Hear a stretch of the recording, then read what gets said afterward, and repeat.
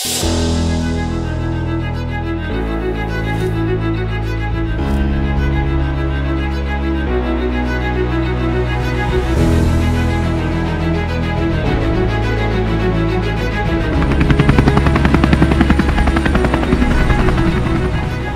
Maysat, mas magaling sa akin, mas masipag, mas mayaman.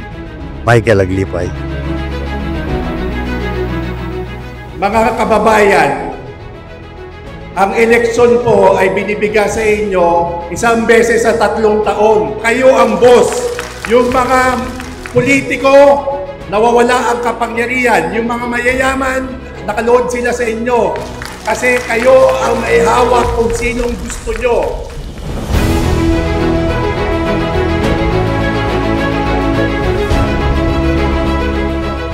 Amak, inak, nakabsat ko ina. Tas last termer nga gobernador. Siguro may isang obligasyon ko ti may sa yamangitid ti patigmaan, advice sa atin lahat. Dahil napaka-importante po bilang tumatandang politiko. Bilang politiko, siguro ako pinakamatanda dito sa lahat ng klase ng politika, sa lahat ng klase ng hirap, sa lahat ng klase ng dumi, at sa lahat ng klase ng pagkawali ng iba't ibang politiko. Kaya napaka-importante po naman siguro na bago kami bumaba, ay magbigay naman ng konti kasi baga ko na po patigmaan. Kada tayo, tatlo makita tayo ti masakbayan, tatlo mapapintas tayo ti masakbayan. Imbes kumamit nga puminpintas ti panagbiag, kasla pare-parehas latta, kasla ag subli-subli, pumintas tatta, madimaninto ni bigatin. Ni Manong Egay Aglipay, Governor of the province of Cagayan.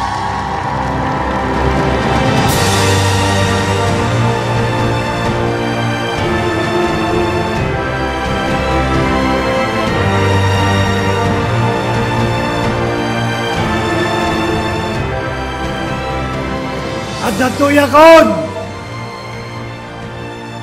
Aramatan dakon! Tapno! Rumangay! Ibiyag tayo amin! Nga Cagayano apo! Datoy apo! Nga problema! Yang lain nga datoy! No madi! Tiapit!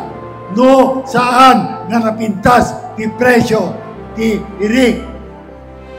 Lumalpas ti pinagtatalon! Awan ti trabaho tayo! Awan ti kinita tayo! Awan ti panggatang tayo! Ti makan ti anak tayo! Inya taramidan tayo! Umutang!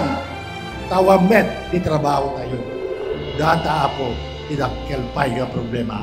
Awan ti trabaho tayo.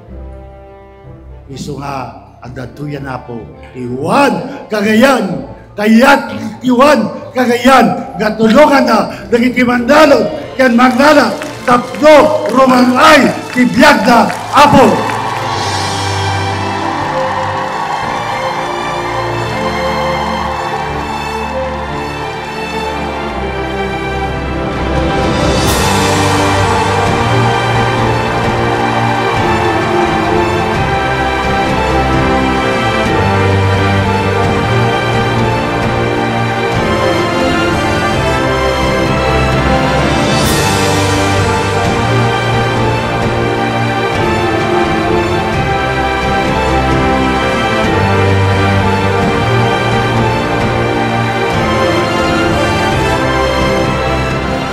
One Cagayan, one Claveria, one Pamplona, one Sanchez Villa, one Ballesteros, one Abulong, one Alacapan, one Lasam, Diyos na gina, kada amin, amo.